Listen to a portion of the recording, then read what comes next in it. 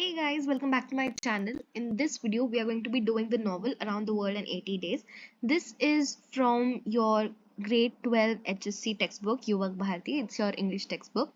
So there are basically three main divisions in literature, and they are your prose, poetry, and finally novels. So poetry section हमने सब cover कर लिया है. We have covered all the 8 poems. We have covered their explanation as well as the appreciation part of the poems. And then we have also covered the very first part of novel, which is what you call the history of novel. Now this chapter, the history of novels that I'm talking about, is mainly objective based. So in novels, all the 4 novels are there in your examination, and you have to attempt all 4 of them. So it's very important कि आप ये चारों study करें. आपके poem और pros में से आपको छोड़ भी दें तो आप वहां पर जाके थोड़ा बहुत कुछ खुद से लिख सकते हैं, राइट? बिकॉज आपको एक एक्सर्ट दिया गया होगा. Novels में it's not the case, because even if you have the excerpt, you need to have a prior understanding कि novels किस बारे में है. So if you refer to these videos that I make about the novels, you will be able to answer all those questions really easily. I have covered the entire history of novels wala novel in one video, and if you go through that video once or max to max twice or thrice, you will be able to answer any questions no matter what they ask, because it's going to be very objective questions. Okay, it's like match the following, fill in the blanks, etc. So do check that out. It's really important for you to score in your examinations. Now let's move on to the first novel we'll be covering, which is Around the World in 80 Days. Okay. So this is actually the second story and the third part of your novel section. So let's get started with it. It's by Jules Gabriel Verne, and he was alive from 1828 to 1905. He was a French novelist, poet, playwright. Verne wrote widely popular series of adventures, including Journey to the Center of the Earth, 20,000 Leagues Under the Sea, and Around the World in 80 Days. Now, Around the World in 80 Days and 20,000 Leagues Under the Sea are quite famous. Journey to the Center of the Earth is famous among those who are into literature, but अगर आप उतना reading नहीं करते हो तो you might not have heard about this. But the other two, they are quite famous, and there's a good chance that you might have heard about it even though आप reading नहीं करते हो. Verne is generally considered a major literary author in France and most of Europe. Verne has been the second most translated author in the world. Now, of course, right? वो एक French playwright है, so उनके सारे works are mostly in French and few in English, right? So उन्हें translate करना is a very important thing, because award winning books जो होती हैं, that are like exceptional books जो होती हैं, उन्हें usually translate किया जाता है. So considering he is one of the most widely translated authors, it is a huge achievement and shows that his works are pretty interesting. Now क्योंकि ये novel है, हम इसकी हर चीज को in depth पढ़ेंगे. There are themes, plot, the characters and everything. So we'll go in detail, and story जल्दी खत्म हो जाएगी वैसे तो, but it's still going to be a longer video as compared to your poems in chapters. Okay, so first हम देख रहे हैं characters. Phileas Fogg, Passepartout, Oda and Detective Fix. Okay, these are the 4 main characters, and mostly आप इन्हें ही study करोगे. The minor characters उतने नहीं आते. Okay, some of them you will not even be able to see in this excerpt that you have. So Phileas Fogg is an important character, and so is Passepartout. You'll know about them as you read. Oda is actually a lady from India that they had rescued, and Detective Fix is, like the name suggests, a detective. Let's start with the theme. एक second. We scrolled up. Yeah. So here we have the theme. The novel is full of adventure and the excitement which the readers come across and enjoy from the beginning to the end. Phileas Fogg, the major character in the novel, accepts the challenge to go around the world in 80 days, and in accomplishing this feat, he goes through various lands and meets with diverse adventures. Thus, the novel proceeds at a fast pace, and there is always some excitement resulting from the various encounters. The beauty of the novel is that the writer takes the readers through a journey of many hair raising incidents and exciting adventures, thrilling yet beautiful places around the world. The most important feature of this adventure novel is time. It illustrates repeatedly that time is fickle and either works for or against them. So basically अब तक आपको ये कहा गया कि novel बहुत अच्छी novel है, काफी इंटरेस्टिंग है, राइट। एंड इसका मेन चीज क्या होता है कि हमारा जो फिलियस फॉग कैरेक्टर है वो एक एडवेंचर पे जाता है, एक चैलेंज एक्सेप्ट करता है कि वो पूरी दुनिया को 80 दिन में घूम के दिखाएगा, 80 एज इन 80 डेज। तो अब उसने चैलेंज एक्सेप्ट कर लिया है। Now it shows you the journey कि उन्होंने 80 दिनों में पूरे वर्ल्ड को कैसे टूर किया। एंड फाइनली टाइम इस एलिमेंट के साथ बहुत खेला गया है। व्हाट हैपेंस इज कभी टाइम इनके फेवर में होता है और कभी इनके अगेंस्ट होता है। कभी टाइम इनका साथ देता है तो कभी इन्हें हरा देता है, कभी इन्हें मुश्किल में डाल देता है। फिकल यानी कोई एक साइड ना लेना। ओके, तो यहाँ पे दिया है आपको time is fickle, right. Fickle यानी बेसिकली नॉट स्टेबल, ठीक है। तो इसका मतलब ये है कि टाइम अपनी पार्टी ना बदलते रहता है। टाइम एक बहुत ही दोगली चीज है। Okay, in many cases time foils their plans, foils मतलब खराब कर देना।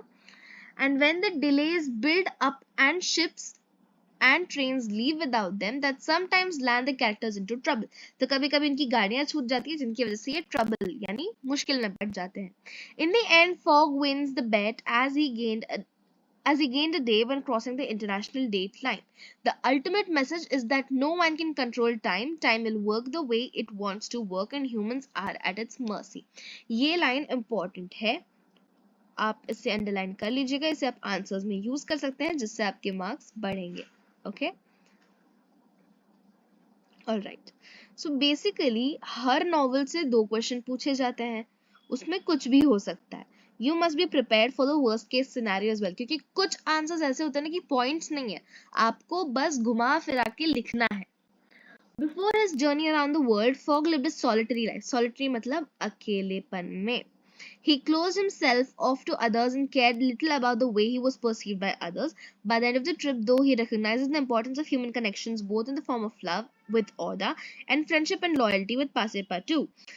It's a French name, तो ये थोड़ा अजीब sound करेगा, but then again, the author is French, so you can expect a bit of a hint of French touch to it, right? Above all, this new understanding and appreciation is the greatest thing he has gained from this trip.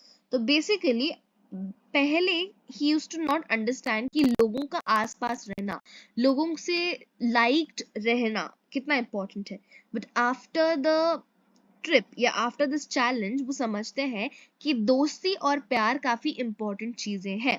प्यार की importance वो समझते हैं with the help of Aouda, that is the rescued female. And दोस्ती यानी friendship का importance वो समझते हैं पासेपाटू की मदद से, जो पूरी जर्नी उनके साथ रहा और डटकर उनके साथ हर मुश्किल का सामना किया। Though he has the opportunity to double his fortune, Fogg's motivation to embark on such a crazy adventure has little to do with the money. Instead, he wants to preserve his honor and prove his worth to the men of the Reform Club, to show that he can do what he sets out to do. Fogg spends nearly all of his money along the way, showing that riches are not what he is truly out for.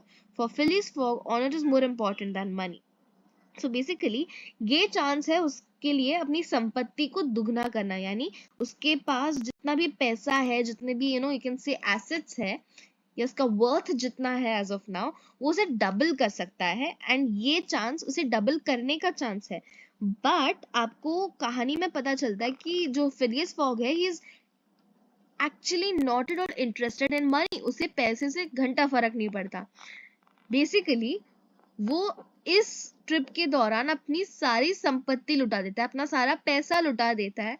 And when he is back, और जब उसे लगता है कि वो almost बेट हार चुका है, वो जब गिव अप कर चुका होता है, उसे इस बात का दुख नहीं होता कि उसकी सारी संपत्ति, उसका सारा पैसा लुट चुका है, उसका सारा पैसा किसी और का हो चुका है, लेकिन उसे इस बात का बुरा लगता है कि वो अपना मान नहीं रख पाया। Honour is a very important thing for him.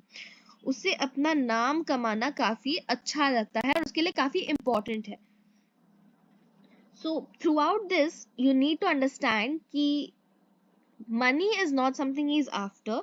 And answers में भी आपको ये हाईलाइट करना पड़ता है कि Fogg cares more about honour than money। Okay, and ये उसके कैरेक्टर का भी एक हिस्सा है। तो अगर आपको उसका कैरेक्टर स्केच देने बोला जाए तो आप ये पॉइंट जरूर लिखेंगे क्योंकि ये काफी इंपॉर्टेंट है। Throughout the entire trip, Fogg and his group encounter various obstacles standing in the way. These challenges allow them to use their quick thinking to come up with innovative solutions to even the most complicated of problems, relaying the message that no problem is unsolvable. It is not only Fogg who shows this clear wit in coming up with solutions. Passepartout too shows his ingenuity in multiple situations. तो ऐसा नहीं कि हमारे hero fog है तो सिर्फ वही थोड़ा स्मार्ट है या कुछ. Actually, even his companions are quite smart and very useful in situations. Okay, so now we are starting with the plot of the novel. Around the World in 80 Days begins at a reform club in England where Phileas Fogg, Thomas Flanagan, and Samuel Fallentin and John Sullivan sitting by a fireplace reading newspaper.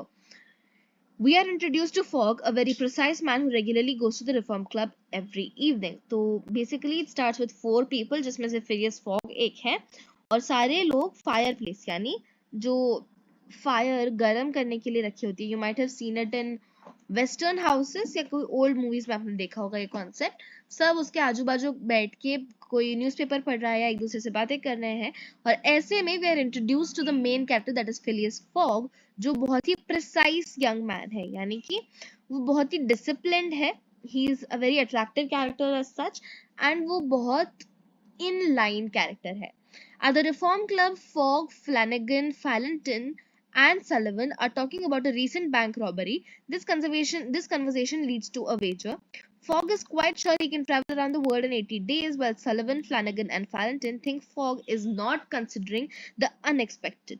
All of the men accept the wager for £20,000. This is the beginning of an entire plot, and from then on, we see how Fogg goes around the world and we witness the amazing adventures that he has with his companions. The main plot is based on Fogg's travels, while the other plot merely supports the central theme. Fix, the detective, follows Fogg all over. He believes that Fogg is the bank robber who has robbed a great sum from the Bank of England. He puts obstacles in Fogg's path just so that he can arrest him whenever he gets the warrant from England. The suspicion that Fogg might be a clever gentleman robber in the sub-theme of the book, and the author makes the reader also suspicious. Passepartout too wonders whether his master might be a robber, though in his heart he has ample trust in Fogg's integrity. तो क्या होता है कि ये सारे लोग बैठ के ना एक बैंक रॉबरी के बारे में डिस्कस कर रहे होते हैं, जिसमें वो लोग पढ़ते हैं कि काफी सम रॉब किया गया है और फाइनली वो रॉबरी से जाके वो जो टॉपिक आता है वो आता है कि कोई 80 डेज में पूरी दुनिया का चक्कर लगा सकता है या नहीं. सारे लोगों में पासेपाटो को फिलियस फॉग को लगता है कि वो 80 डेज में पूरी दुनिया का चक्कर लगा सकता है, बट जो बाकी 3 लोग थे they are against that idea और वो कहते हैं कि तुम मेन पॉइंट ही कंसिडर नहीं कर रहे कि नेचर इज वेरी अनसर्टन, कुछ भी हो सकता है. तो ऐसे में एक 20,000 पाउंड्स का एक बेट लगता है बेसिकली, जिसमें फिलियस कहता है कि मैं 80 डेज में पूरी दुनिया घूम के आऊंगा और अगर नहीं आ सकता तो मैं तुम लोग को 20,000 दूंगा और जो मैं दुनिया घूम कर आ गया तो तुम लोग मुझे 20,000 दोगे. ऐसा होने पर जब ये फिलियस फॉग अपने दोस्त पासेपाटो के साथ पूरी दुनिया का चक्कर लगा रहा होता है, वैसे में इनके पीछे डिटेक्टिव लगता है जिसका नाम है डिटेक्टिव फिक्स. क्या होता है कि डिटेक्टिव फिक्स को शक है कि जो फिलियस फॉग है इन्होंने ही इंग्लैंड में बैंक रॉबरी की है, तो वो जानबूझ के इनके सारे रास्ते में अड़चने डाल रहे हैं ताकि जैसे इंग्लैंड से उनको वारंट मिले ये फॉग को तुरंत अरेस्ट कर ले. इसकी वजह से भी फॉग का कई बार लॉस होता है. इसमें रीडर को भी, यानी अगर हम नॉवल पढ़ते हैं तो हमें भी कहीं ना कहीं फिलियस फॉग पर शक होता है और पूरी स्टोरी में पासेपाटू जो एक बहुत ही रिलायबल लॉयल फ्रेंड है उसे भी कहीं ना कहीं इस इंसान पर शक होता है, बट फिर भी उसके दिल में कहीं ना कहीं यही है कि Phileas fog can never be a robber. The plot moves ahead with Fogg striving through various obstacles to reach London in time.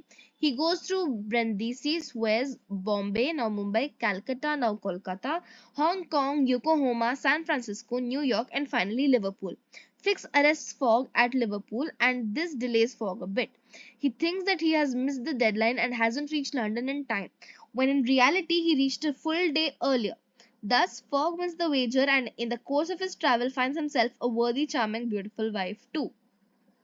तो क्या होता है कि इन सारी डिफिकल्टीज को पार कर कर भी फॉग फाइनली सारी जगह को घूमकर लिवरपूल तक तो पहुंच जाता है, लेकिन लिवरपूल में डिटेक्टिव फिक्स उसे अरेस्ट कर लेते हैं, जिसकी वजह से उसका बहुत ज्यादा टाइम वेस्ट होता है।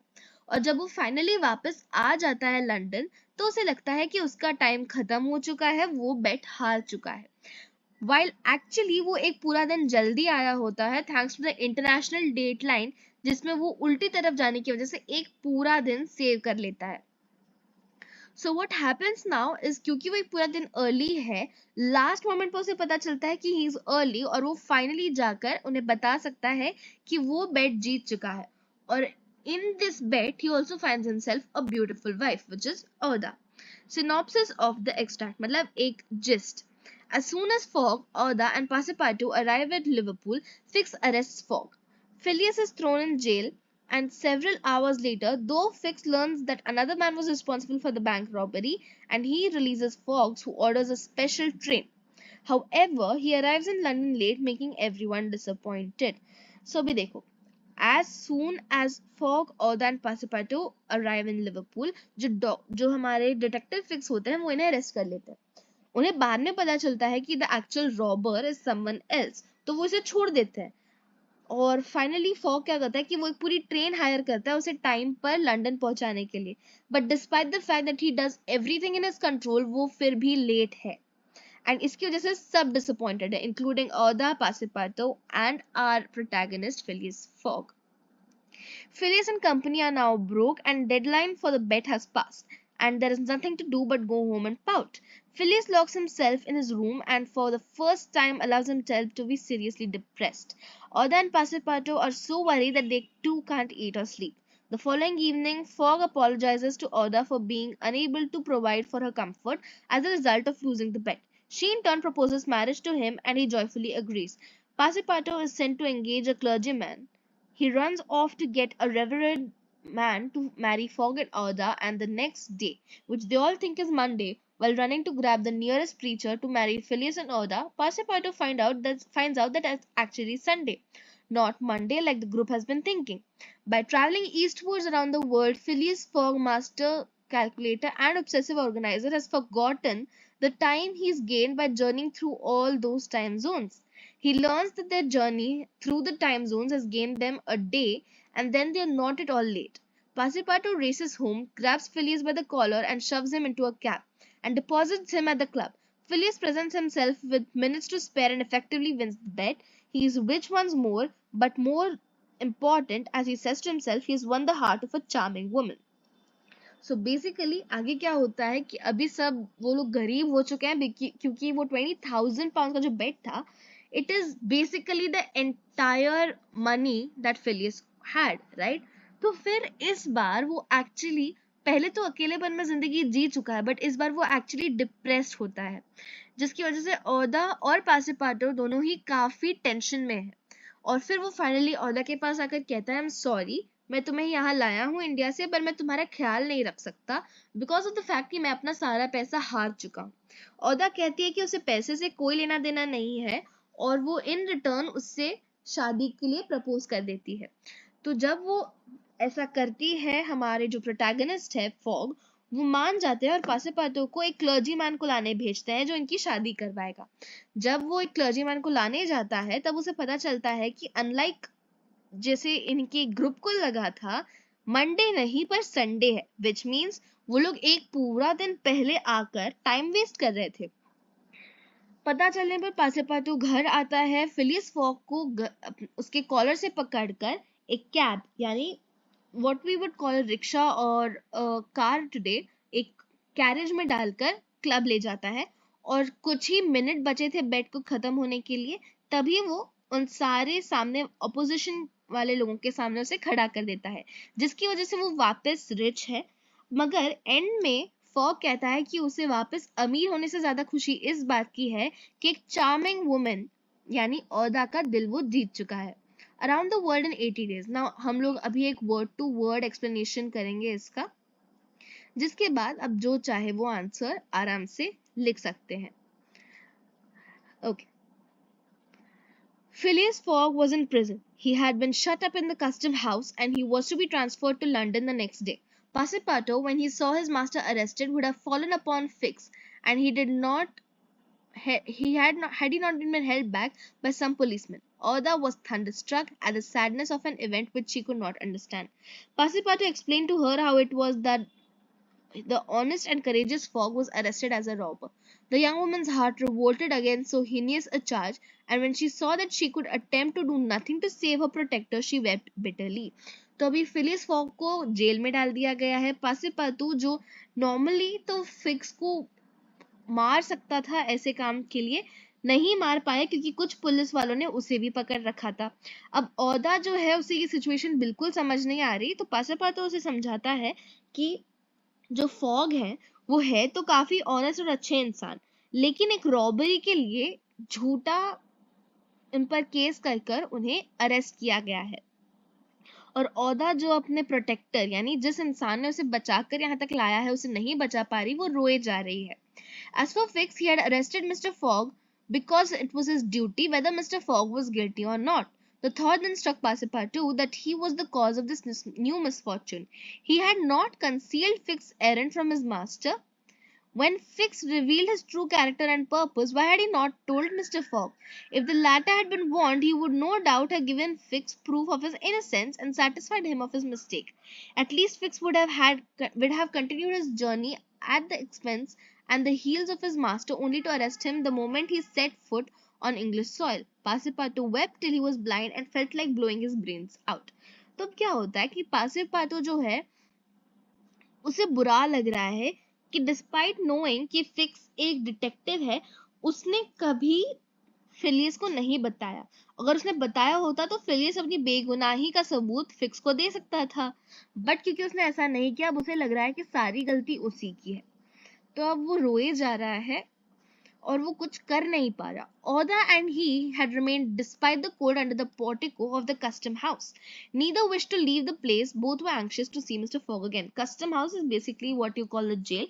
तो portico यानी कि वहां पर जैसे कि आपने देखा होगा कि पुलिस स्टेशन के बाहर एक वरांडा जैसा होता है, राइट? वहीं पे हमारे ओदा और पासेपातो दोनों रुके थे, डिस्पाइट द फैक्ट दैट कि उन लोगों को अरेस्ट नहीं किया गया था. वो लोग अभी फॉग से मिलना ही चाहते थे किसी भी हाल पर. The gentleman was really ruined, and at the moment when he was about to attain his end, the arrest was fatal. Having arrived in Liverpool at 20 minutes before 12 on 21st of December, he had till a quarter before 9 that evening to reach the Reform Club. That is 9 hours and a quarter. The journey from Liverpool to London was 6 hours. तो अभी Phileas fog बिल्कुल टूट चुका था. ये इसलिए क्योंकि वो वहां पे पहुंचा था करीब 12 बजे, ओके, बस 20 मिनट पहले 12 बजे से, और उसके पास सिर्फ 9.5 घंटे थे अराउंड वापस अपने क्लब पहुंचने के लिए.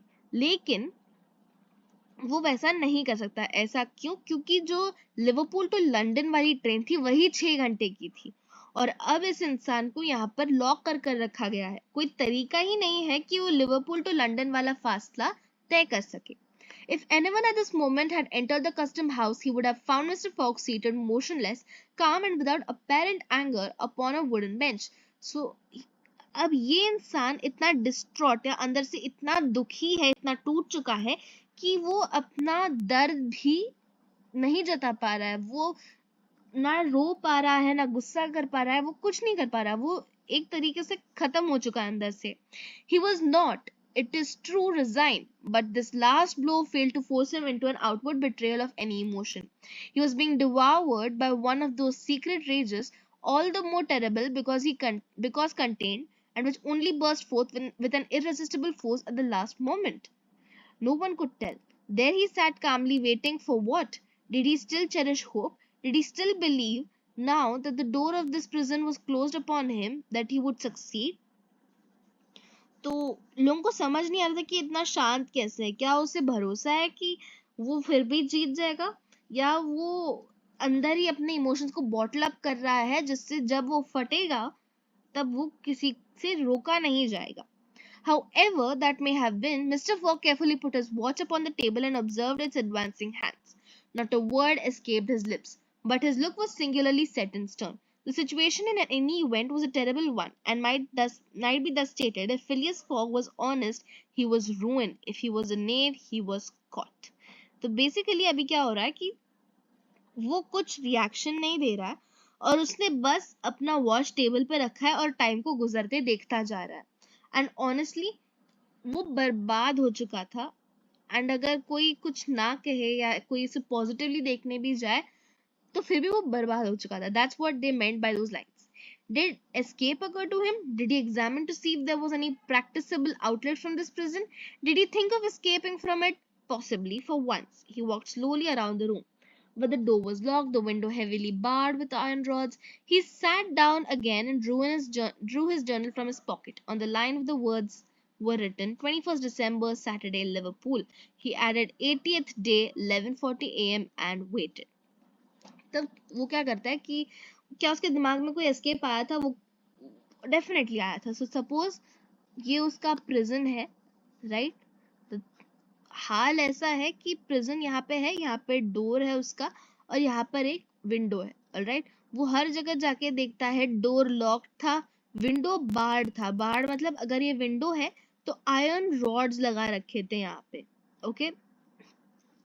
एंड बाकी कोई जरिया नहीं था बाहर जाने का. तो वो क्या करता है, अपने जर्नल में आज की एंट्री कर देता है, मतलब आज के दिन का अपडेट लिखता है, which is 21st December Saturday, Liverpool. और ये 80 दिन का आखिरी दिन है and it's 11:40 a.m. The custom house clock struck 1. Mr. Fogg observed that his watch was 2 hours too fast. तो क्लॉक में 1 बज रहे थे और इनके जो वॉच में 3 बज रहे थे. 2 hours. Admitting that he was at this moment taking an express train, he could reach London and the Reform Club by a quarter before 9 p.m. His forehead slightly wrinkled. So considering वो अभी ले लेते, वो अपने set time से सिर्फ करीब 15 minute बच सकते थे. At 33 minutes past 2, he heard a singular noise outside, then a hasty opening of the doors. Passepartout's voice was audible, and immediately after that of Fix. Phileas's eyes brightened for an instant. The door was swung open, and he saw Passepartout, Oda, and Fix, who hurried towards him. तो अब finally वो ऐसा सब calculate कर रहा है जब उसे बाहर एक आवाज सुनाई देती है, पहले पासेपाटू की और उसके बाद डॉक्टर फिक्स की. इसके बाद डॉक्टर फिक्स, पासेपाटू और ओडा सारे लोग जल्दबाजी में उसके पास यानी प्रिजन में आते हैं. Fix was out of breath and his hair was disordered. He could not speak. Sir, he stammered. Sir, forgive me. Me most unfortunate resemblance robber arrested 3 days ago. You are free. वो कहता है कि मुझे माफ कर दीजिए sir, मुझसे गलती हो गई. और जो रॉबर था, जो एक्चुअल चोर था, उसे 3 दिन पहले अरेस्ट कर लिया गया है. Phileas Fogg was free. He walked to the detective, looked at him steadily in the face, and with only one rapid motion he had ever made in his life, or which he ever would make, drew back his arms and with the precision of a machine knocked Fix down. तो वो क्या करता है कि जैसे उसे free करता है, वो पहले जाता है फिक्स के सामने, उसे अच्छे से देखता है, मतलब आंखों में आंखें डालकर देखता है और एक झटके में मुक्का मारकर उसे नीचे गिरा देता है. Well hit, cried Passepartout. Parbleu, that's what you might call a good application of English fists. Parbleu is actually a French expression. Okay, it's like, oh wow, finally, very nice. It's a happy expression. तो कहता है कि बहुत अच्छा किया, अच्छे से मारा तुमने, उसे फाइनली इंग्लिश फिस्ट का पावर दिखा दिया. Fix, who found himself on the floor, did not utter a word. He had only received his deserts. Mr. Fogg, Oda and Passepartout left the custom house without delay, got into a cab, and in a few moments descended at the station. जो fix था वो कुछ नहीं बोलता है, वो समझता है कि उसकी गलती थी और उसकी गलतियों की सजा उसे मिली है. Phileas Fogg asked if there was an express train about to leave for London. It was 40 minutes past 2. The express train had left 35 minutes before. Phileas Fogg then ordered a special train. तो वो क्या करते हैं, वो लोग cab में बैठते हैं और रेलवे स्टेशन जाते हैं, जहाँ जाके फिलियस फॉग पूछते हैं कि क्या भी कोई एक्सप्रेस ट्रेन आने वाली है. उसे पता चलता है कि आधे घंटे यानी 35 मिनट्स पहले एक एक्सप्रेस ट्रेन निकल चुकी है. तो वो क्या करता है, वो खुद ही एक ट्रेन ऑर्डर करवा देता है. Phileas Fogg asked if there was an express train. नहीं, There were several rapid locomotives on hand, but the railway arrangement did not permit the special train to leave until 3 o'clock. वो वैसे तो काफी express train से भी जो fast और उसे जल्दी पहुंचा सकती थी, ऐसी ट्रेन्स भी थी वहां पर रेलवेज वो परमिशन नहीं दे रही थी कि एक स्पेशल ट्रेन उसकी वजह से निकले, और वो 3 बजे ही निकल सकती थी, पर अगर उतने बजे निकलता तो ये डेफिनेटली लेट हो जाता. At that hour, Phileas Fogg, having stimulated the engineer by the offer of a generous reward, at least set out towards London with Oda and his faithful servant. तो डेफिनेटली उसके काफी पैसे गए, लेकिन वो ओदा और पासेपर्टो के साथ फाइनली लंदन पहुंच रहा था. It was necessary to make the journey in 5 hours and a half, and this would have been easy on a clear road throughout. But there were forced delays, and when Mr. Fogg stepped from the train at the terminus, all the clocks in London were striking 10 minutes before 9. तो क्या हो जाता है कि अभी finally, despite the fact कि उसे 5.5 घंटों में पहुंचना था, वो ऐसा नहीं कर पाया because of many other problems. वो एक क्लियर डे नहीं था, यानी weather was not fit for them to go around, right. तो क्या होता है कि वो लेट हो जाता है. वो 9 बजने से 10 मिनट पहले पहुंचता है, उसे 15 मिनट पहले पहुंचना था. उसने 80 दिनों में दुनिया का सफर तो तय कर लिया था, लेकिन वो बस 5 मिनट लेट था. एंड डिस्पाइट द फैक्ट कि वो सिर्फ 5 मिनट लेट है, he is such a gentleman and true to his words कि वो 5 मिनट लेट होने से भी अपनी हार मान रहा है. The dwellers of Savile Row would have been surprised by the next day if they had been told that Phileas Fogg had returned home. His doors and windows were still closed, no appearance of change was visible. Savile Row was basically वो society कह सकते हो आप, जिसमें हमारे जो protagonist है Phileas fog वो रहते थे. आजू बाजू के लोगों को लगा ही नहीं कि वो वापस आ गया है, क्योंकि उसका दरवाजा और विंडोज सभी अब भी बंद है. किसी को लग ही नहीं रहा था कि कोई इस घर में वापस आ चुका है. After leaving the station, Mr. Fogg gave Passepartout instructions to purchase some provisions and quietly went to his domicile. Domicile यानी the place where you stay. आपको एक domicile मिलती है. अब basically अगर आप HSC पढ़ रहे हो, it shows that you're a Maharashtra student. And if you know your documents well, आपके पास एक महाराष्ट्र domicile होगा, जिसमें you will have been said to be living here for around 15 years, अगर आप यहीं पैदा होकर बड़े हुए हैं, या 10 या 5 years का भी शायद 5 years का I'm not sure, but 10 years का domicile भी बनता है, right? So this domicile is proof कि आप किसी जगह पर रह रहे हो. So जो हमारे फॉग है वो क्या कहता है कि पार्टिसिपाटो को कहते हैं कि तुम जाके कोई प्रोविजन यानी खाने पीने की कुछ चीजें ले आओ जिनकी जरूरत है, और वो चुपचाप अपने रूम में जाके बैठ जाता है. He bore his misfortune with his habitual tranquillity. Tranquillity मतलब शांति वाला expression. Ruined and by the blundering of the detective, after having steadily traversed the long journey, overcome 100 obstacles, and braved many dangers, and still found time to do some good on his way, to fail near the goal by a sudden event which he could not have foreseen, and against which he was unarmed. It was terrible. But a few pounds were left on the large sum he had carried with him. There only remained of his fortune the 20,000 pounds deposited at Barings, and this amount he owed to his friends at the Reform Club. So great had been the expense of his store that even had he won, it would not have enriched him, and it is probable that he had not sought to enrich himself, being a man who rather laid wagers for honour's sake than the stake purpose. But this wager totally ruined him. इनके ऊपर बहुत बड़ी मुश्किलात पड़ी थी, दुखों का पहाड़ टूट पड़ा था. क्या होता है कि ये इस ट्रिप में इतनी सारी चीजों को पार कर चुके हैं कि एट दिस पॉइंट एक डिटेक्टिव की गलती की वजह से लेट होना इज सीमिंग रियली बैड. वो इतने सैड है कि एक इंसान के ब्लंडर की वजह से इतना लेट हो गया. वो जस्ट 5 मिनट, बट फिर भी वो बेट हार गए. वो ब्लंडर का सोल्यूशन ना उनके हाथ में था, ना वो कुछ कर सकते थे, ना वो उस इंसान को समझा सकते थे, ना ही इस सिचुएशन को वो अवॉइड कर सकते थे. पूरी दुनिया का चक्कर 80 दिन में कई ऑब्स्टिकल्स को पार कर किसी का भला करने के बाद फाइनली इतने पैसे खर्च कर सब करने पर एक ऐसी प्रॉब्लम की वजह से लेट हो जाना जो इनके हाथ में भी नहीं था, उन्हें काफी दुख पहुंचा रहा था. अब उनके पास ज्यादा पैसा तो बचा नहीं था, उनके पास सिर्फ बचे थे वो 20,000 पाउंड जो उन्होंने क्लब में दे दिए थे, राइट। और वैसे काफी कम पैसा बचा था उनके पास, और अब उनके पास खिलाने के लिए एक और मुंह था, जो थी औदा, राइट। उन्होंने कभी ये बेट पैसों के लिए एक्सेप्ट नहीं की थी, उन्होंने बेट एक्सेप्ट की थी ताकि उनका ऑनर बढ़े, उनका मान सम्मान प्रतिष्ठा बढ़े। लेकिन डिस्पाइट द फैक्ट कि उन्हें पैसों से उतना फर्क नहीं पड़ता, इसके बाद उनके पास इतने पैसे भी नहीं थे कि ये जिंदगी को काट सके। बहुत कम पैसे बचे थे, और वो जो ओहदा को ले आए थे उन्हें अब उस बात का रिग्रेट हो रहा था। Mr. Fogg's course, however, was fully decided upon. He knew what remained for him to do. Mr. Fogg अभी एकदम फिक्स थे, उन्हें पता था उन्हें क्या करना था। A room in his house in Savile Row was set apart for Oda, who was overwhelmed with grief at her protector's misfortune. From the words of which Mr. Fogg dropped, she saw that he was meditating some serious project. उन्होंने, despite the fact कि उन्होंने इतना loss सहा है, वो अब भी ओहदा के बारे में सोच रहे हैं। वो एक रूम ओहदा को दे देते हैं और वो उससे बात करते हैं, जिसमें उसे पता चलता है ओहदा को कि वो बहुत सैड है, वो कुछ किसी चीज को बहुत ज्यादा सोच रहे हैं, right.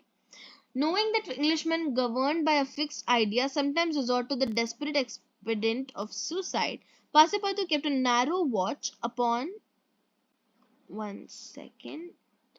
his master, though he carefully concealed his appearance in doing so.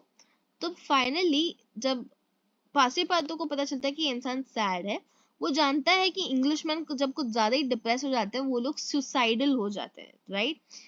the tendency to unalive yourself is called suicide, right? तो उसे पता है कि Phileas fog is so sad at the moment कि वो अपने आप को खत्म भी कर सकता है, इसलिए वो कहीं ना कहीं उसके बारे में केयर कर रहा है, उसकी खैरियत पूछ रहा है, उससे पूछ रहा है कि वो कैसा है, उसे कैसा लग रहा है, और वो जता भी नहीं रहा है कि वो उसकी केयर कर रहा है। He had found a bill from the gas company, उससे एक बिल मिला था। First of all, the worthy fellow had gone up to his room and extinguished the gas burner, which had been burning for 80 days. He had found in the letter box a bill from the gas company, and he thought it more than time to put a stop to this expense, which he had been doomed to bear. उन्हें gas company का bill मिलता है और वो सबसे पहले जाके वो लाइट ऑफ करते हैं जो 80 दिनों से चले जा रहा था। अब वो इस पैसे को तो नहीं दे सकते, जो आगे बिल आएगा वो उसमें पैसे बचाने की सोच रहे हैं। The night passed. Mr. Fogg went on to bed, but did he sleep? Oda did not once close her eyes. Passepartout watched all night like a faithful dog at his master's door. रात का time है, तीनों लोग बिल्कुल सो नहीं पा रहे हैं। जो हमारे फिलियस फॉग हैं वो बेड पर लेट तो गए हैं बट उन्हें नींद नहीं लग रही। ओदा है कि वो भी है अपने कमरे में बट उसे भी नींद नहीं लग रही। और जो पासेपार्टो है वो एक डॉग यानी एक पेट की तरह अपने मास्टर के बेड के नीचे, या सॉरी उनके अपने मास्टर के रूम में डोर के नीचे बैठकर बस उस डोर को ताक रहा है कि कब वो बाहर आएंगे। Mr. Fogg called him in the morning and told him to get Oda's breakfast and a cup of tea and a chop for himself. He desired Oda to excuse him from breakfast and dinner at his time would be absorbed all day in putting his affairs to rights. In the evening, he would ask permission to have a few moments conversation with the young lady. वो कहता है, वो पहले ना पासीपाटो को बुलाते हैं fog और कहते हैं कि तुम ना ये सब करो, ब्रेकफास्ट लाओ उनके लिए, मेरे लिए कॉफी या टी लाओ, मेरे लिए एक कप टी लाओ और तुम अपने लिए कुछ खाना मंगवा लो। और वो कहते हैं कि ओदा से कह देना मैं ब्रेकफास्ट और डिनर के लिए नहीं आऊंगा और मैं शाम को उनसे कुछ देर के लिए बात करने जाऊंगा। Passepartout, having received his orders, had nothing to do but obey him. He looked at his imperturbable master and could scarcely bring his mind to leave him. वो देखते हैं कि अच्छा अब इन्होंने ऑर्डर दिया है, वो कुछ कर नहीं सकता था, बट वो फिर भी उन्हें छोड़कर जाना नहीं चाहता था। His heart was full and his conscience tortured by remorse, for he accused himself more bitterly than ever, for being the cause of the irretrievable disaster. उसे अब भी यही लग रहा है कि सारी गलती उसी की है। Yes, if he had warned Mr. Fogg and betrayed Fix's projects on him, his master would certainly not have given the detective passage to Liverpool, and then Passepartout could hold no longer. अब क्या होता है कि जो fix होता है ना, sorry जो हमारा पासेपार्टू होता है कि उसे लगता है कि सारी दिक्कत ही मेरी है। अगर मैंने बता दिया होता फिलियस को कि वो जो आदमी है वो डिटेक्टिव है, वो तुम्हें अरेस्ट करना चाहता है, तो कभी लिवरपूल ले ही नहीं जाता इस आदमी को। तो वो ना कंट्रोल नहीं कर पा रहा खुद को, वो कन्फेस करने जाता है. My master, Mr. Fogg, he cried. Why do you not curse me? It was my fault that I blame no one, returned Phileas Fogg with perfect calmness. Go. वो कहता है कि मेरी गलती थी, आप मुझे गालियां क्यों नहीं देते, मुझे निकाल क्यों नहीं देते, मुझे पनिश क्यों नहीं करते. ऐसे में फिलियस फॉग उससे कहता है कि मैं किसी को ब्लेम नहीं करता, तुम जाओ. Passepartout left the room and went to find Oda, to whom he delivered his master's message. तो वो फाइनली जाते हैं ओदा के पास और उससे कहते हैं कि मास्टर ने ऐसा ऐसा कहा है. Madam, he added, I can do nothing myself, nothing, I have no influence over my master but you perhaps. वो कहता है कि मैं तो कुछ नहीं कर सकता अपने मालिक के साथ, बट आप अगर ट्राई करें तो. What influence could I have? Replied Oda. Mr. Fogg is influenced by no one. Has he ever understood that my gratitude towards him is overflowing? Has he ever read my heart? My friend, he must not be left alone any instant. You say he is going to speak with me this evening? तो वो कहते हैं कि क्या उन्होंने कभी किसी की सुनी है? तुम्हें लगता है कि वो मेरी सुनेंगे? उसने कभी तुम्हारी नहीं सुनी. वो यही नहीं समझ रहा कि मेरे दिल में more than respect and thankfulness कई चीजें हैं. तुम कह रहे हो ना कि वो शाम को आके बात करेंगे. Yes madam, probably to arrange for your protection and comfort in England. वो कहते कि हाँ, शायद आपकी कंफर्ट और प्रोटेक्शन की ही बात करने आएंगे वो आज.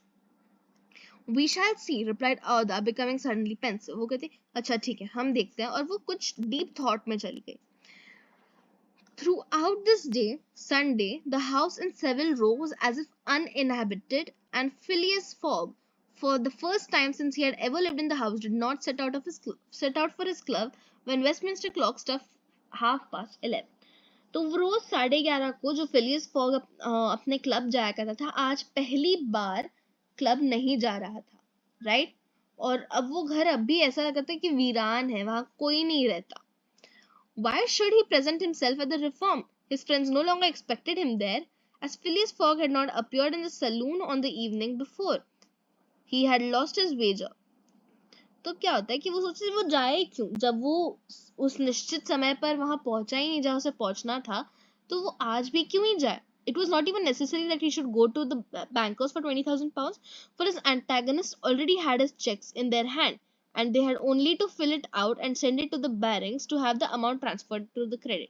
तो वो सोच रहे कि मुझे तो बैंक भी जाने की जरूरत नहीं है, मैं तो चेक ऑलरेडी देकर आ चुका हूँ, मैं नहीं गया हूँ तो वो जो लोग हैं वो अपने आप चेक डिपॉजिट कर कर पैसे निकाल लेंगे. Mr. Fogg therefore had no reason for going out, and so he remained at his home. अब उनके पास कोई reason तो बचा नहीं था बाहर जाने का, तो वो अकेले घर पे थे. He shut himself up in his room and busied himself putting his affairs in order. Passepartout continually ascended and descended the stairs. The house was long for him. He listened to his master's door and looked through the keyhole as if he had a perfect right to do so, and so he feared that something terrible might happen at any moment. Sometimes he thought of Fix, but no longer in anger. Fix, like all the world, had been mistaken in Phileas Fogg, and had only done his duty in tracking and arresting him, while he, Passepartout, thought this thought haunted him, and he never ceased cursing his miserable folly. तो क्या होता है कि क्योंकि उनके पास कोई reason नहीं है जाने का, वो क्या कहते हैं कि वो खुद को अपने रूम में लॉक कर लेते हैं और जो उन्हें काम निपटाने थे वो निपटाने लग जाते हैं. ऐसे में पासेपातू क्या करता है, वो पूरे घर के चक्कर लगा रहा है और वो टाइम टाइम पे ना जाके उनकी की होल से अंदर झांक रहा है, एज इफ उसको पूरा राइट है ऐसा करने का. But peeping into someone's house or someone's personal space like a room is also considered stalking, and Passepartout should not do that. But वो इतना केयर करता है उसकी, वो चाहता है कि वो इंसान कहीं कुछ कर ना ले खुद को. Finding himself too wretched to remain alone, he knocked at Auda's door, went into her room, seated himself without speaking in a corner, and looked ruefully at the young woman. Auda was still pensive. अब वो क्या कर रहा है कि वो बार बार जाके वही काम करे जा रहा है जो गलत भी है. तो क्या करता है, औदा के रूम का डोर नॉक करता है, उसके रूम में जाकर एक कोने में बैठ जाता है, बात नहीं करता, वो बस बैठा हुआ है. और औदा खुद भी एक सोच में डूबी हुई है. About 7:30 in the morning, Mr. Fogg said to know if Auda would receive him, and in a few moments he found himself alone with her. तो वो पहले पूछता है कि क्या औदा उससे बात करने को तैयार है, और फाइनली उसके रूम में जाकर उसे मिल लेता है. Phileas Fogg took a chair and sat down near the fireplace opposite Auda. No emotion was visible in his face. Fogg returned was exactly fog who had gone away. There was the same calm, the same impassibility. अब fog क्या करता है, उनके पास जाता है और उनके सामने बैठता है, वो भी फायर प्लेस के सामने बैठी है और अभी वो एकदम काम है, एकदम शांत है. जो फॉग शांति के साथ गया था वही फॉग वापस आया है. He sat several minutes without speaking, then bending his eyes on Oda, "Madam," he said, "will you pardon me for bringing you to England?" वो पहले बस उन्हें देखता है और फिर कहता है कि क्या आप मुझे माफ करेंगे, मैं आपको इंडिया से इंग्लैंड ले आया हूँ. "I am Mr. Fogg," replied Oda, checking the pulsations of her heart. "Please let me finish," he returned. "Mr. Fogg, when I decided to bring you so far," one second, yeah, "away from your country, which was so unsafe for you, I was rich and counted on putting a portion of your fortune at your disposal. Then your existence would have been free and happy, but now I am ruined." वो कहना चाहते हैं कि मैं ना, but वो कहता है कि मुझे पहले बोल लेने दीजिए. और फिर वो कहता है कि जब मैं आपको भारत से या इंडिया से इंग्लैंड लाया था, आपको बचा कर लाया था, आपको प्रोटेक्ट करने के लिए लाया था, तब मैं एक अमीर आदमी था. मेरे दिमाग में ऐसा था कि मैं कुछ पैसा आपके सर्विस में लगा सकता हूँ जिससे आपकी प्रोटेक्शन होगी और आप यहाँ पे आराम से रह सकते हैं. लेकिन एज ऑफ नाउ मैं बर्बाद हूँ, मेरे पास पैसे नहीं है. "I know it, Mr. Fogg," replied Oda, "and I ask you in my turn, will you forgive me for having followed you, and who knows, for having perhaps delayed you and thus contributed in your ruin." वो कहते हैं कि मैं जानती हूँ आपके दिमाग में क्या था और इसलिए मैं भी आपसे माफी मांगना चाहती हूँ कि मेरी भी गलती है, मैं आपके पीछे पीछे आ गई और शायद मेरी वजह से भी आप थोड़ा लेट हुए हैं. "Madam, you could not remain in India, and your safety could only be assured by bringing you to such a distance that your persecutors could not take you." तो कहता है कि अब तुम इंडिया में तो वैसे भी नहीं रह सकती थी और तुम्हारी सेफ्टी उसी में थी कि तुम वहां से बहुत दूर आ जाओ. So Mr. Fogg assumed Oda, not content with rescuing me from a terrible death, you thought yourself bound to secure my comfort in a foreign land. तो कहते हैं कि मतलब डिस्पाइट द फैक्ट कि आपने मेरी जान बचाई, आप मुझे एक फॉरेन लैंड में कंफर्टेबल लैविश लाइफ देने के लिए लाए थे. "Yes, madam, but circumstances have been against me. Still, I beg you to place the little I have left at your service." तो कहते हैं कि जी जी मैं आपको इसी आशा से लाया था और मैं बट मेरी हालत अभी ऐसी नहीं है कि मैं आपको एक कंफर्टेबल और लग्जरियस लाइफ दे सकूं, लेकिन मेरे पास जो पैसा है ना सभी आप ही के सर्विस में है. "But what will become of you, Mr. Fogg? As for me, madam," replied the gentleman coldly, "I have need of nothing." वो कहता है कि वो उनसे पूछती है कि अगर आप सारा पैसा मुझी पर लगा लोगे तो आप क्या सेव करोगे, आप क्या यूज करोगे, राइट? तो वो कहते हैं कि मेरे लिए कुछ ज्यादा इंपॉर्टेंट है नहीं ये, मुझे ज्यादा पैसों की जरूरत है नहीं, तो आप यूज कर लीजिए सारा पैसा, it's okay. "But how would you look upon the fate, sir, which awaits you?" तो वो कहते हैं कि आगे आपके नसीब में जो लिखा है आप वो कैसे बेयर करेंगे, पैसे तो चाहिए ना हमको. "As I am in the habit of doing," कहते हैं जैसे मेरा हैबिट है मैं वैसे ही आगे जाऊंगा. "At least," said Oda, "want should not overtake a man like you. Your friends," वो कहते हैं कि इतना आपको इतना हावी नहीं होना चाहिए किसी चीज को आप पर. आपके दोस्त तो वो कुछ कहने वाली होती है, वो कहते हैं कि मेरे कोई दोस्त नहीं है. वो फिर रिलेटिव्स की बात करती है, वो कहता है कि मेरे कोई रिलेटिव्स बचे ही नहीं है. "I pity you then, Mr. Fogg, for solitude is a sad thing with no heart to which to confide your griefs. They say though that misery itself shared by two sympathetic souls may be borne with patience." वो कहते कि ना आपके दोस्त है ना relatives है, फिर तो मुझे आपके लिए काफी बुरा लगता है क्योंकि अकेले में रहना is a very big problem. आपको अकेले नहीं रहना चाहिए. अगर दो लोग एक साथ मिलकर किसी बुराई का सामना करे, किसी बुरे वक्त का सामना करे, तो वो पेशेंस से उसका हल निकाला जा सकता है. "This is so, madam." तो वो कहता है कि हाँ ऐसे कहते तो है. "Mr. Fox," said Oda, rising and seizing his hand, "do you wish at once a kinswoman and friend? Will you have me for your wife?" वो कहते हैं कि तो क्या आप एक रिलेटिव और एक फ्रेंड को अपनाना चाहते हैं? मैं आपकी बीवी बनना चाहती हूँ. ऐसा जो हमारी ओदा है वो फॉग को कहती है. Mr. Fogg at this rose in his turn. There was an unwonted light in his eyes, and a slight trembling of his lips. अब वो बहुत शॉक थे, उनका दिल भर आया है. Oda looked into his face. The sincerity, rectitude, firmness, and sweetness of this soft glance of a noble woman who could dare all to save him to whom she owed all at first astonished, then penetrated him. अब वो सोच रही है कि oh my God ये इंसान कितना अच्छा है, राइट? एक स्वीटनेस है और वो फाइनली एक नोबल भी है, right? So it's all these positive things that there's filled in Mr. Fogg. He shut his eyes for an instant and as if to avoid her look. वो अपनी आंखें बंद कर लेते हैं और जब वो आंखें खोलते हैं he just says the three golden words, I love you. He said simply, yes, by all that is holiest, I love you and I'm entirely yours.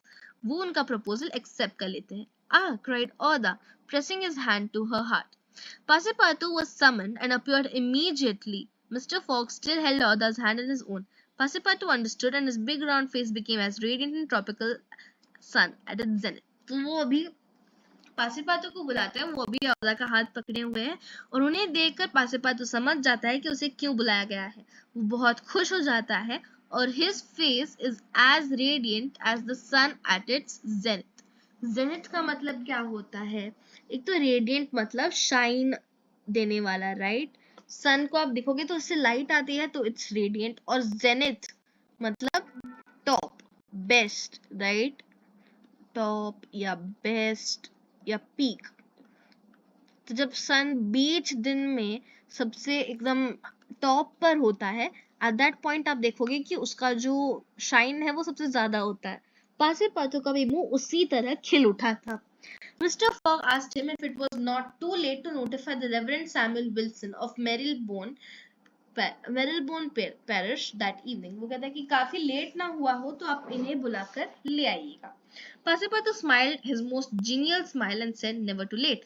वो एकदम genuinely खुश था, वो बहुत ज्यादा खुश था, तो वो दिल से स्माइल कर कहता है कभी भी पूरा ज्यादा लेट नहीं हुआ है. It was 5 minutes past 8. Will it be for tomorrow Monday?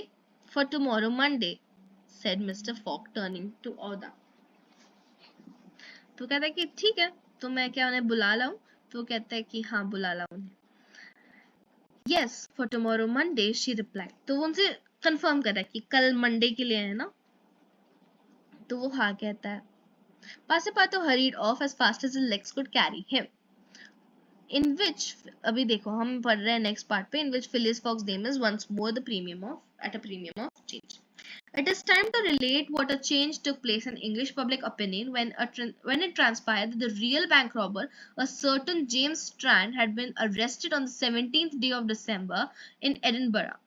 तो finally इंग्लैंड को पता चल गया कि वो जो बैंक रॉबर था of that robbery has been arrested 3 days ago. उनका नाम है जेम्स स्ट्रैंड और उन्हें एडिनबर्ग में अरेस्ट किया गया था. 3 days before Phileas Fogg had been a criminal who was being desperately followed up by the police. Now he was an honorable gentleman mathematically pursuing his eccentric journey around the world. तो अभी 3 दिन पहले जिन लोगों को Phineas fog एक criminal लगा था, अब वही फिनियस फॉग अपनी जर्नी कंटिन्यू कर रहा है.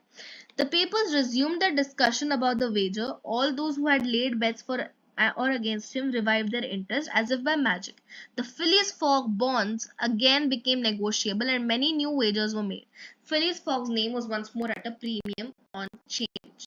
तो बेसिकली क्या हो रहा है कि लोगों को ना इस बेट के बारे में पता था. It had become a very famous bet. तो अब सबको इसके बारे में पता था और लोग भी खुद उस पर बेट कर रहे थे, राइट? लोग उसके अगेंस्ट कर रहे थे, कुछ लोग उसके फेवर में बेट कर रहे थे. और अब क्योंकि वो टाइम आ गया था जब उसका रिजल्ट आने वाला है वेजर का, तो और लोग बेट कर रहे थे. अब फिर से एक हॉट टॉपिक बन गया था. His 5 friends of the Reform Club passed these 3 days in a state of feverish suspense. Would Phileas Fogg, whom they had forgotten, reappear before their eyes? Where was he at this moment? The 17th December, the day of James Strand's arrest, was the 76th since Phileas Fogg's departure, and no news of him had been received. Was he dead? Had he abandoned the effort? Or was he continuing his journey along the route agreed upon? And would he appear on Saturday, the 21st of December, at a quarter before 9 in the evening, on the threshold of the Reform Club saloon? तो basically tomorrow Monday पड़ा, इस हिसाब से उन्हें लग रहा है कि वो संडे है और इसके लिए वो लोग अपना जो बेट है वो हार चुके हैं. But if you realise it's actually Saturday. ऐसा क्यों हो रहा है? अगर आप ईस्ट डायरेक्शन में बढ़ते हैं, right, and if you cross the international date line with that, आप एक पूरा दिन पीछे जाते हैं। ओके, आप एक पूरा दिन बचा लेते हैं। और जो हमारे फिलियस फोक थे, forgotten to consider the fact कि वो एक डेट लाइन क्रॉस कर चुके हैं, जिसकी वजह से उनके पास 80 नहीं बल्कि 81 डेज है, और वो बराबर 80 डेज में आए हैं।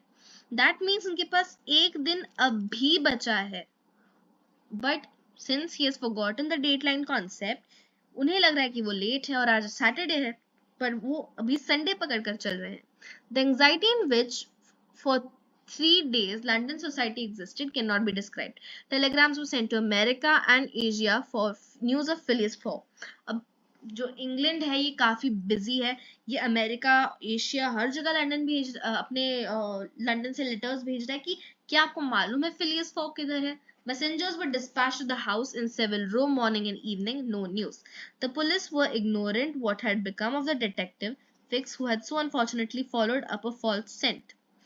Bets increased nevertheless in number and value. Phileas Fogg, like a racehorse, was drawing near his last turning point. The bonds were quoted no longer at 10 and at 5. The paralytic old Lord Albemarle bet even in his favor.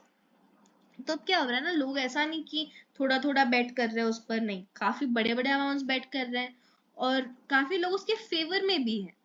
A great crowd was collected in Pall Mall and the neighboring streets on Saturday evening.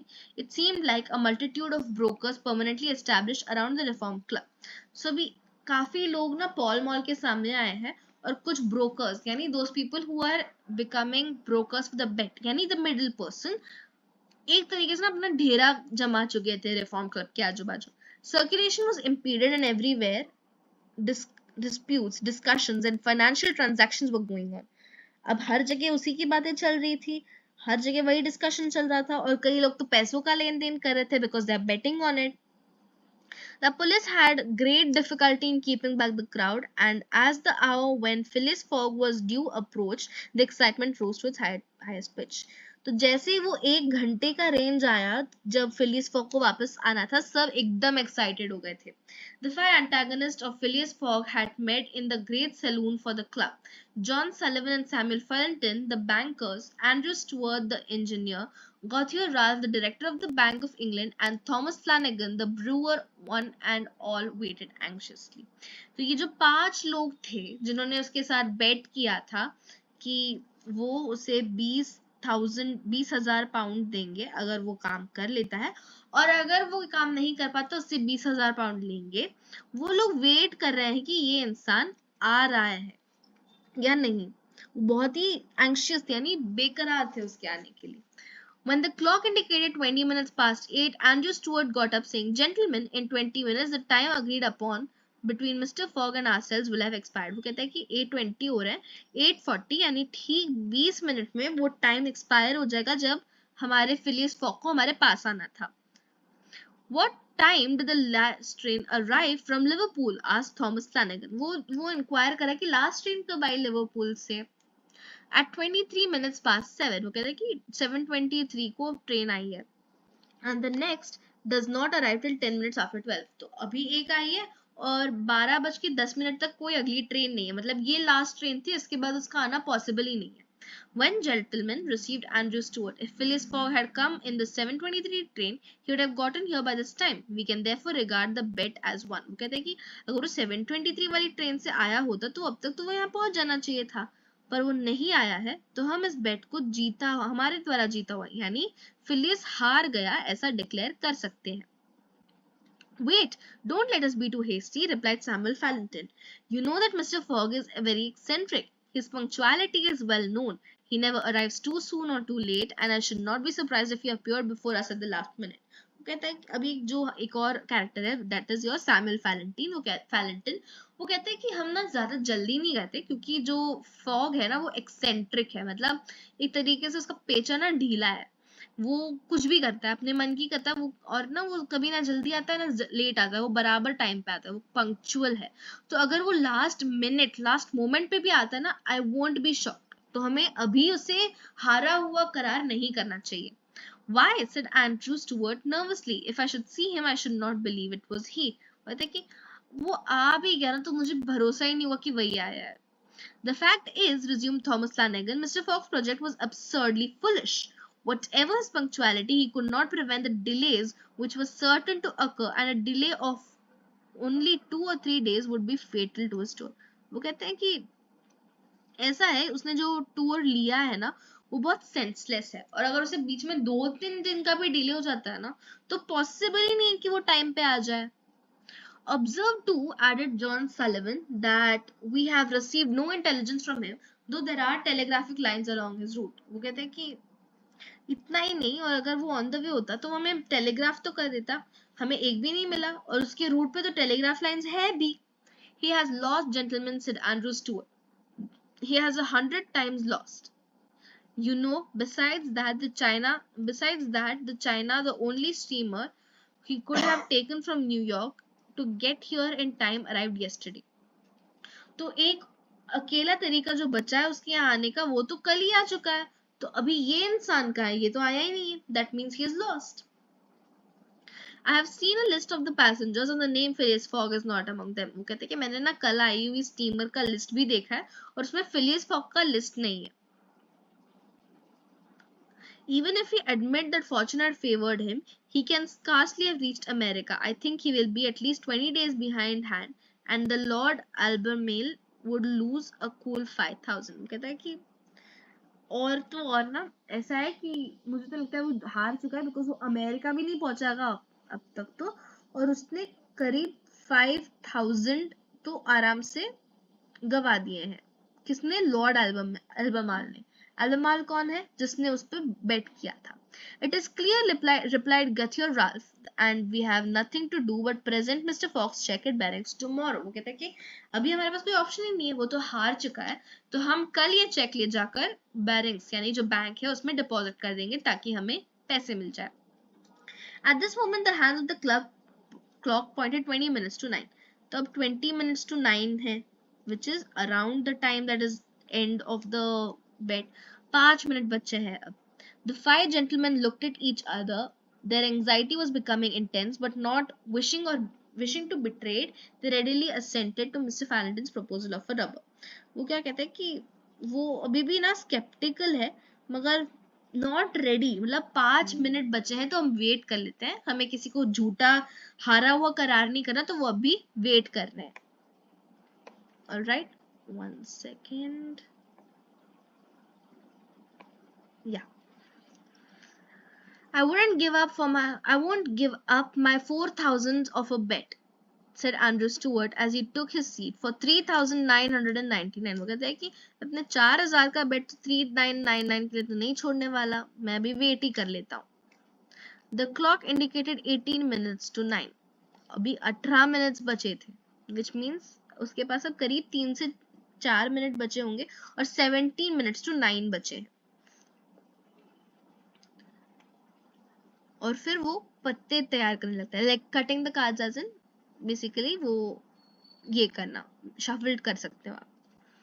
1 minute more and the wager would be won. Andrew Stuart and his partner suspended their game and they left their cards counted on the seconds. तो वो कहते हैं कि एक और minute गया तो हम जीत जाएंगे, और ये कहकर वो लोग अपने कार्ड्स या पत्ते जो खेल रहे थे वहीं पे छोड़ के उठ जाते.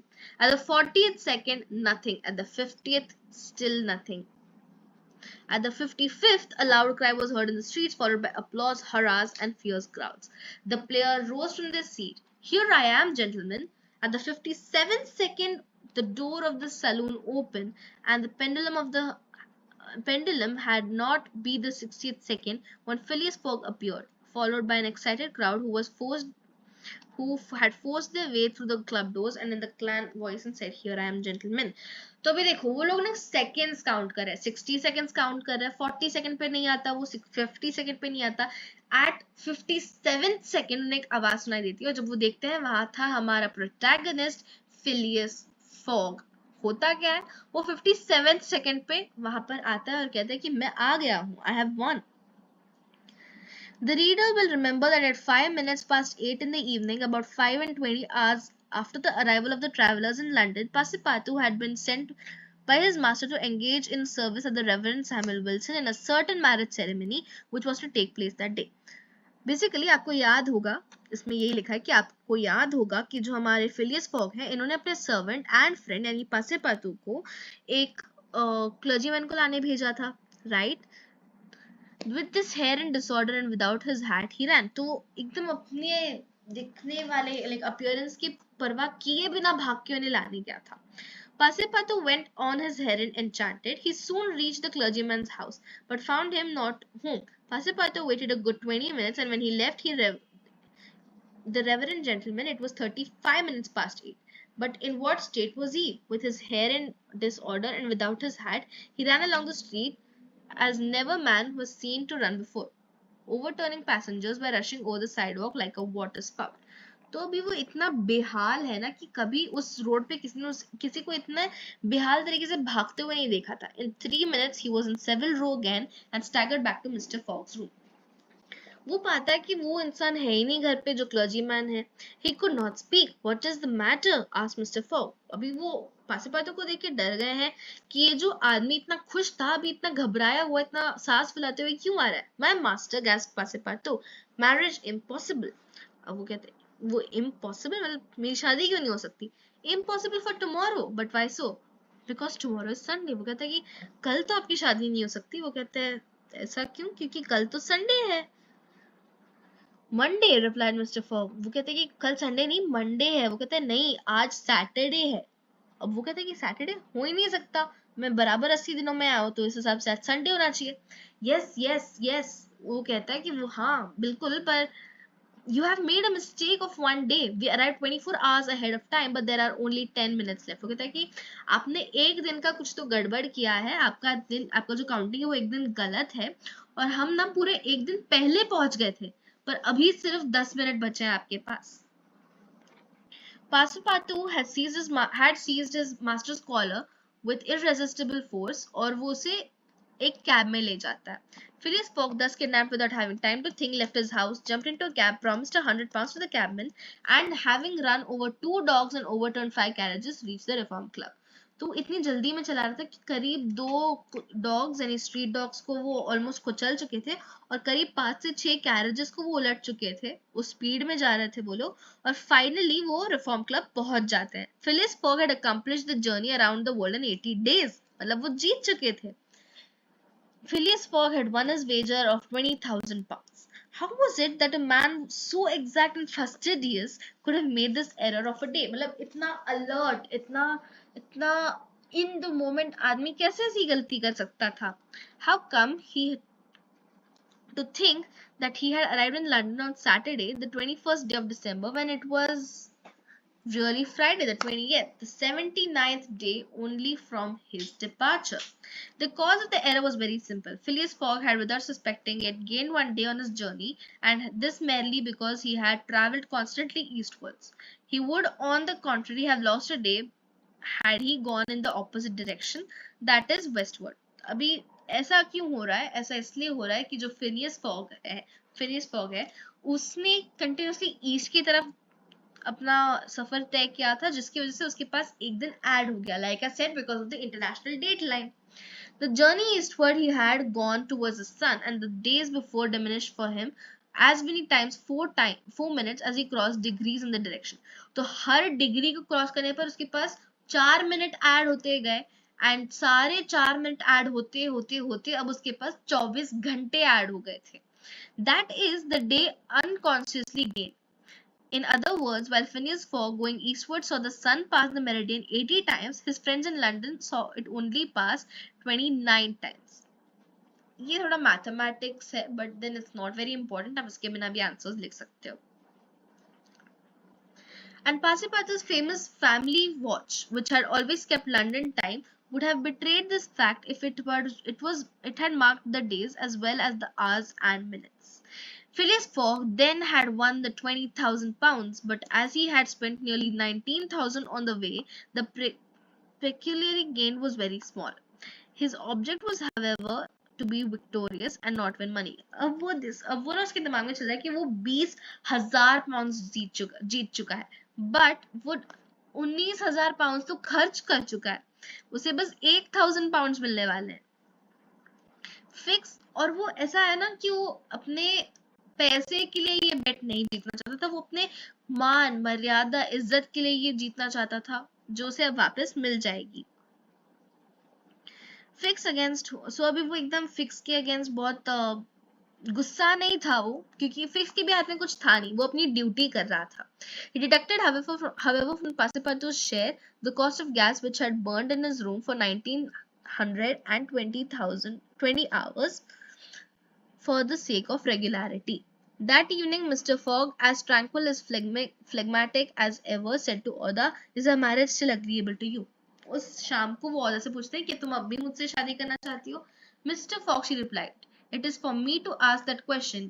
You were ruined, but now you are rich again." वो कहती कि आपको ये सवाल नहीं पूछना चाहिए, सवाल तो मुझे करना चाहिए। जब आप मुझसे शादी करने के लिए तैयार हुए थे तब आपके पास पैसे नहीं थे, अब आपके पास पैसे हैं। You will easily find someone richer, classier, more beautiful than me, right? Pardon me, madam, my fortune belongs to you. If you had not suggested our marriage, my servant would have not gone to the Reverend Samuel Wilson's, or I should have not apprised of my error. And वो कहता है कि actually ये पैसे मैं आपको owe करता हूँ, आपके पैसे हैं ये, because अगर आपने मुझसे शादी करने की बात नहीं की होती तो जो ये हमारा पासेपातो है वो कभी विल्सन के घर ही नहीं जाता, और ना ही हमें पता चलता कि हम एक्चुअली जीते हैं। Dear Mr. Fox, said the woman. Dear Oda, replied Phileas Fogg. It need not be said that the marriage took place 48 hours after that, and Passepartout, glowing and dazzling, gave the bride away. He had not saved her and was not entitled to do this honor. So अभी क्या होता है कि 48 hours यानी 2 दिनों बाद उनकी शादी हो जाती है, और जो पासेपातो है वो ओदा को हमारे प्रोटैगनिस्ट यानी फॉग के हाथ देता है। So if you've seen the Western weddings, you'll realize that there is one person walking the bride down the aisle and giving her hands in the hand of the groom, right? So similarly, पासेपातो ये काम करता है क्योंकि उसने एक तो ओदा की जान बचाई थी, तो उसे पूरा हक है कि वो ओदा की शादी में उसका हाथ किसी और को दे। What is it, sir? Why, I have just instant found out. What? That we might have made our tour of the world in only 78 days. वो कहता है कि सर, तो आप क्या समझ रहे हैं आपने क्या किया है? आपने पूरी दुनिया का चक्कर सिर्फ 78 यानी 2 दिन कम में तय किया है। No doubt, returned Mr. Fogg. By not crossing India, if I had not crossed India, I should not have saved Oda. She would not have been my wife. And वो कहता है कि अगर मैंने बात नहीं मानी होती तो मेरी ओदा से शादी नहीं होती, वो मेरी बीवी नहीं बनती। और फॉग चुपचाप डोर बंद कर देता है। Phileas Fogg had won his wager and had made his journey around the world in 80 days. To do this, he had employed every means of conveyance: steamers, railways, carriages, yachts, trading vessels, sledges, elephants. The eccentric gentleman had the thought displayed all his marvelous qualities of coolness and exactitude. अब क्या होता है कि वो उसने ना ये 78 दिनों में पूरा अपना सफर तय करने के लिए ना हर चीज में घूम लिया था, चाहे वो स्टीमर्स हो, रेलवेज हो, कोई कैरेजेस हो, यॉट्स हो, वो जो ट्रेडर बोट्स होती है उनमें घूम चुका था, सब में घूम चुका था, काफी पैसे खर्च चुका था। और अब ये जो आया है वो कुछ ज्यादा अलग नहीं है। It's not money, it's nothing else, nothing say you, perhaps so, nothing but a charming woman who, strange as it may appear, made the happiest of the men. कहते हैं कि ज्यादा कुछ नहीं, बस एक ऐसी चार्मिंग वुमेन लाया हूं मैं अपनी जिंदगी में जिसने मेरी लाइफ को बहुत अच्छा बना दिया था और मुझे सारे मर्दों में सबसे ज्यादा खुश बना दिया था।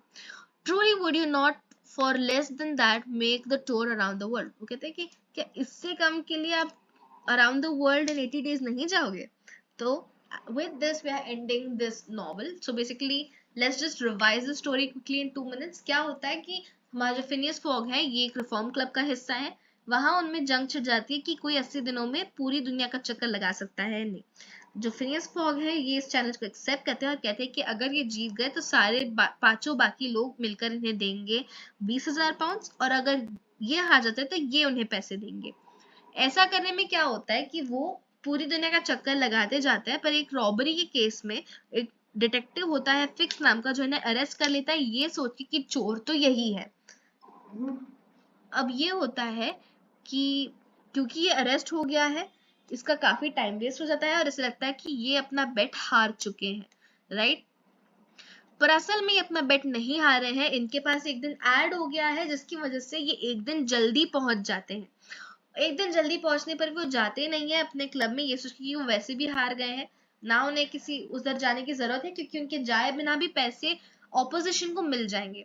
इस वजह से वो नहीं जाते हैं। बट फाइनली जब ओदा उनसे शादी की बात करती है और पासे पातो उनसे उनके लिए क्लर्जीमैन लाने जाता है, तब उन्हें पता चलता है कि वो एक पूरा दिन जल्दी आए हैं और अब उनके पास 10 मिनट बचे हैं। और फाइनली अपना बेट खत्म होने के 3 सेकंड पहले वो उस जगह पहुंच जाते हैं जहां उन्हें पहुंचना था, जो था उनके रिफॉर्म क्लब का सलून। और वो फाइनली फिर से रिच हो जाते हैं और फाइनली ओदा से शादी कर लेते हैं। हमारा जो नॉवल है, हमारी जो स्टोरी है, यहीं पे खत्म होती है। इसके आगे हम लोग और 2 नॉवेल्स कवर करने वाले हैं, 2 नॉवेल्स बचे हैं, विच इज एक तो है हमारा टू सर्व विथ लव, और जो नेक्स्ट नॉवल है it's about a treasure. Okay, it's a Sherlock Holmes story. We'll go through it, काफी इंटरेस्टिंग स्टोरीज हैं और हमने कई चीजें कवर भी कर ली है। फॉर एग्जाम्पल, हमने एक्चुअली इंडेक्स में टिक कर रखा है कि हमने क्या क्या कवर किया है, तो आप देख सकते हैं यहाँ पर कि हमने, एक सेकेंड,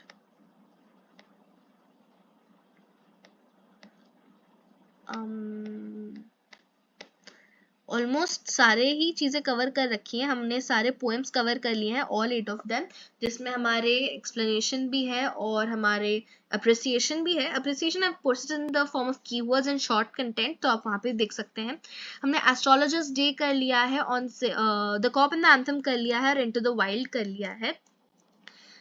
और अब हमने हिस्ट्री ऑफ नॉवल के साथ नॉवल सेक्शन में एक और चीज कवर कर ली है, which is around the world in 80 days. हमें और 2 करना है, साइन ऑफ फॉर 4 और टू सर्व विथ लव, जिसके बाद हमारा नॉवल सेक्शन खत्म हो जाएगा और फिर हम हमारे चैप्टर्स पर फोकस करेंगे। ऑलराइट, 3 हो गए हैं, 5 बचे हैं। जल्दी हम इसे भी कवर कर लेंगे। HSC रिलेटेड कंटेंट के लिए इस चैनल को सब्सक्राइब जरूर कर लीजिएगा। जो मैंने कवर किया है वो वीडियोस को जरूर चेकआउट कीजिएगा और कमेंट्स में मुझे जरूर बताइएगा कि आपको ये वीडियो कैसी लगी। आप पे कोई सजेशंस है या क्वेरीज है या आप में